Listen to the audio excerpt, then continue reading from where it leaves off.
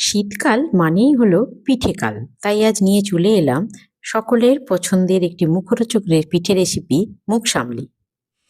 নমস্কার, আমি বনশ্রী। আমার শ্রী রান্নাঘরে আপনাদের সকলকে জানাই সাদর আমন্ত্রণ।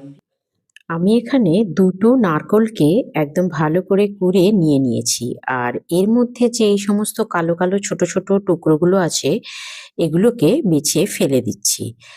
এখন এই নারকোলের মধ্যে আমি প্রথমে দিয়ে দিচ্ছি মোট ৩৫০ গ্রাম গুড়। বেশ বড় সাইজের দুটোই নারকোল ছিল, তো প্রথমে ৩৫০ গ্রাম দিলাম, পরে লাগলে আমি আবার একটু দেব। এখন এই ৩৫০ গ্রাম গুড়টাকে নারকেল দুটোর সঙ্গে খুব ভালো করে চেপে চেপে একটু মিশিয়ে নিচ্ছি। কারণ এই মিশিয়ে নিলে আমার গুড়টা যখন আমি কড়ায় জালে বসাবো তখন কিন্তু আমার এই মেশানোর কাজটা আর করতে হবে না। যেহেতু গুড়টা এই সমস্ত নারকোলটার মধ্যে চেপে চেপে মিশিয়ে দিচ্ছি, গ্যাসটাকে একদম লো ফ্লেমে বসিয়ে আমি এটাকে ছেড়ে দিয়ে চলে যাব, তখন আর আমায় নাড়ানাড়ি করতে হবে না। আমার সমস্ত নারকোলটা মাখানো হয়ে গেছে, দেখুন একটা সাদা সাদা ভাব আসছে, কিন্তু এই সাদা সাদা ভাবটা না জাল হলে আস্তে আস্তে লালচে রং ধরে নেবে। হয়তো এখন মনে হচ্ছে গুড়টা কম, গুড়টা কিন্তু কম নয়, আমি আরেকটু গুড় দিয়েছিলাম পরে। এবং এখন আমি একটা গ্যাস জ্বালিয়ে সেটাকে একদম লোতে করে দিয়ে ওই নারকোলের কড়াটা বসিয়ে দিলাম ১০ মিনিট জন্য। ১০ মিনিটের পর আমি ফিরবো। এখন আমি চলে যাচ্ছি। ১০ মিনিট পর ফিরে এলাম, দেখুন গুড়টা পুরো গলে গিয়ে একদম মিশে গেছে। আমি ভালো করে মাখিয়ে দিয়েছিলাম না, সেই জন্য আমাকে কিন্তু আর ভালো করে নাড়ানাড়িও করতে হয়নি।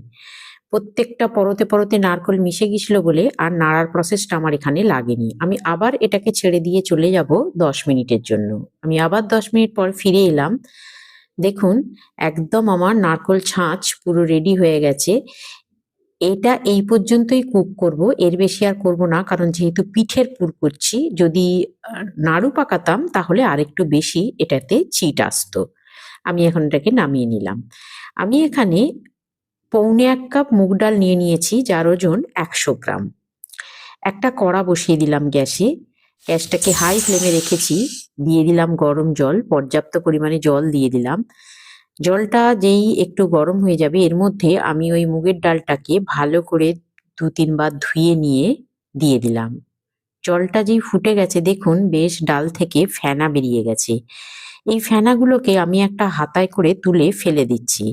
না হলে পরে যখন আমি এটাকে ফোটাবো এগুলো কিন্তু উঠে গিয়ে ভালো অসুবিধের সৃষ্টি করবে অনেক। আর দিয়ে দিলাম কয়েক ফোঁটা সর্ষের তেল, এতে আর ওতলাবে না। গ্যাসটাকে কমিয়ে দিয়ে ১০ মিনিটের জন্য ছেড়ে দিলাম। ১০ মিনিট পর ফিরে এসেছি, দেখুন ডাল আর জল একদম সমান সমান হয়েছে। এই মাপটা কিন্তু ভীষণ ইম্পর্টেন্ট, জলটা কিন্তু বুঝে দেবেন।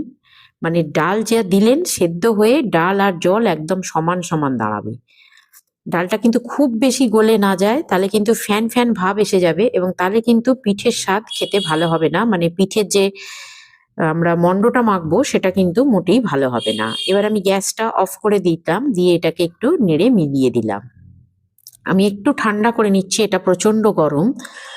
এটাকে একটু ঠান্ডা করে নিয়ে এবার ডালের পরিমাণ মতো নুন এখানে দিয়ে দিলাম, দিয়ে নুনটাকে ভালো করে ডালের মধ্যে মিশিয়ে দিয়ে দিলাম। এবার নর্মাল যে কাপ বাড়িতে থাকে সেই কাপের ১ কাপ চালের গুঁড়ি দিয়ে দিলাম। এই চালের গুঁড়িটাকে আমি ভালো করে ডালের সঙ্গে মিশিয়ে নিচ্ছি। আমি যদি পরে আবার লাগে আবার চালের গুঁড়ি দেবো, এখন আপাতত এটাকেই মেশাচ্ছি। আমি কিন্তু এখানে কোনো রকম জলের ব্যবহার করব না। এই এবারে এখানে আমি দিয়ে দিলাম চালের গুঁড়ির স্বাদ মতো নুন। দিয়ে এবার এখানে আমার আর ১/২ কাপ নিলাম চালের গুঁড়ি, কিন্তু ১/২ কাপ দিচ্ছি না, ১/২ কাপেরও হাফ অর্থাৎ 1/4 কাপ এখানে চালের গুঁড়ি দিয়ে দিলাম। যদি লাগে আমি পরে আবার দেবো। দেখুন মাখা হয়ে গেছে, আমার একটুও জল লাগেনি, একদম সুন্দর মাখা হয়েছে। আর আমার তার মানে এখানে লাগলো ১ কাপ আর 1/4 কাপ। এবার এখান থেকে আমি একটা লেচি কেটে নিলাম, নিয়ে এটাকে আমি পিঠের খোল তৈরি করছি। আচ্ছা, পিঠের এই খোল বা পকেট যাই বলেন, এটা তৈরি করা আমার পক্ষে কিন্তু একটু কষ্টসাধ্য ব্যাপার। ছোটবেলায় আমি আমার মা, কাকিমা, জেঠিমাকে দেখেছি ৩-৪ জন মিলে যৌথ ফ্যামিলিতে থাকতেন, তো বেশ গল্প করতে করতে সবাই মিলে পিঠে হচ্ছে দুপুরবেলা, বেশ একটা আনন্দের মজার পরিবেশ। কিন্তু এখানে তো আমি একা, তো একা বাড়িতে এই পিঠে করার প্রসেসটা বেশ কষ্টকর, ক্লান্তিকর এবং একটা একটা করে পিঠে করা বেশ সময় সাপেক্ষ ব্যাপার। আর আমার পিঠে করা কিন্তু খুব একটা ভালো নয়, যদিও আমি যতটা পারি সেটাই আপনাদের দেখাচ্ছি। আপনারা নিশ্চয়ই সকলেই পিঠের খোল বা পিঠে তৈরি করতে পারেন। যারা পারেন না একদম তারা একটু দেখে নেবেন। আর আমার মোটামুটি আপাতত এরকম একটা আমি আপনাদের তৈরি করে দেখাচ্ছি। হয়তো খুব ভালো হলো না, আপনারা নিশ্চয়ই খুব ভালো তৈরি করতে পারেন। কেমন হলো কমেন্টে আমাকে জানাবেন। যেরকম হলো আমি এটাকে একটু ভালো করে সিল করে দিলাম। আর একটু ভালো করে চারপাশটা দিয়ে একদম লম্বা মতো একটা করে দিচ্ছি, কারণ এটা আমি যেহেতু ফ্রাই করব, তো সেই জন্য এখানে একটু যদি লুজ থেকে যায় তাহলে কিন্তু ফ্রাই করার সময় পিঠেটা ভেঙে যাবে, তাই সুন্দরভাবে সিলটা কিন্তু করতে হবে। এটা কিন্তু মাথায় রাখবেন। এবারে আমি আর বাকি সমস্ত পিঠেগুলো তৈরি করে নিলাম। সমস্ত পিঠে হয়ে গেছে, এখন আমি শেষ পিঠেটা বানাচ্ছি, তো খুব আনন্দে করছি, কারণ আমার সব ক্লান্তিকর প্রসেসটা শেষ। এটা একটা আমার জন্য লং প্রসেস এবং খুবই কষ্টকর, একা একাই করছি, আর তো কেউ নেই। তো আমার সব পিঠে হয়ে গেছে, এটাকেও আমি ভালো করে সিল করে দিলাম। এখন একটা একটু ছোট গর্ত মতো ডিপ কড়া নিয়ে নেব, নিয়ে এটাকে হাই ফ্লেমে দিয়ে এর মধ্যে দিয়ে দেবো পর্যাপ্ত পরিমাণে সাদা তেল। আপনারা চাইলে ঘিও ভাজতে পারেন, কিন্তু আমি সাদা তেলে ভাজছি। এবার আমি পিঠেগুলোকে এর মধ্যে ছেড়ে দেবো। ফ্লেমটা কিন্তু সব সময় হাইতে রাখবেন, আর কোনোভাবে কিন্তু পিঠের গায়ে প্রথমে টাচ করবেন না। খালি জাস্ট খন্তিটা দিয়ে পিঠেগুলোকে একটু দোলা দেবেন, কোনোভাবেই টাচ করবেন না, তাহলে কিন্তু পিঠেগুলো এখন তো নরম আছে, কেটে যেতে পারে। আর ফ্লেমটা অবশ্যই হাই ফ্লেমে রাখবেন, কখনোই লো ফ্লেম করবেন না। আর যেই একটু শক্ত হয়ে যাবে, এই দেখুন এখন একটু শক্ত হয়ে গেছে, এবার কিন্তু আমি এগুলোকে ইজিলি নাড়াচাড়া করতে পারছি। তো আপনারাও একটু শক্ত হয়ে যাওয়া পর্যন্ত অপেক্ষা করবেন, দেখবেন ধীরে ধীরে এর কালারটা চেঞ্জ হচ্ছে, খুব দ্রুত এর কালার চেঞ্জ হয়। এই সময়টা সাবধানে থাকবেন আর ক্রমাগত নাড়তে থাকবেন, না হলে কিন্তু পিঠেগুলো পুড়ে যেতে পারে, যেহেতু এটা একদম হাই ফ্লেমে আমি রান্নাটা করছি। দেখুন আমার মোটামুটি গোল্ডেন কালার হয়ে গেছে, এবার আমি এই পিঠেগুলোকে তুলে নেব। তার জন্য আমি কিন্তু গ্যাসটাকে এবার কমিয়ে দেব। গ্যাসটাকে কমিয়ে দিয়ে আমি সমস্ত পিঠেগুলোকে একটা একটা করে তুলে নিচ্ছি। সমস্তগুলো আমার তোলা হয়ে গেছে, এবার আমি বাকি পিঠেগুলো ছেড়ে দিচ্ছি। আপনার নাম এবং আপনি কোন শহর বা গ্রাম থেকে দেখছেন আমাকে কমেন্টে অবশ্যই জানাবেন। রেসিপিটি কেমন লাগলো তাও জানাবেন।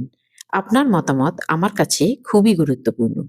ভিডিওটি পুরো দেখার পর ভালো লাগলে একটা লাইক করে দেবেন এবং পাশে থাকা বেল আইকনটি প্রেস করে দেবেন, যাতে আমার সমস্ত রেসিপি আপনার কাছে পৌঁছে যায়।